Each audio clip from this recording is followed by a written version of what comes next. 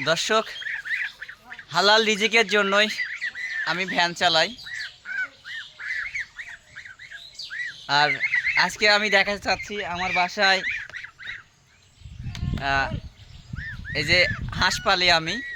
হাঁস রয়েছে আমার, 3টা হাঁস রয়েছে। এই এটা একটা হাঁস, এই যে। আর আর দেখাই, এইটা একটা আমার হাঁস।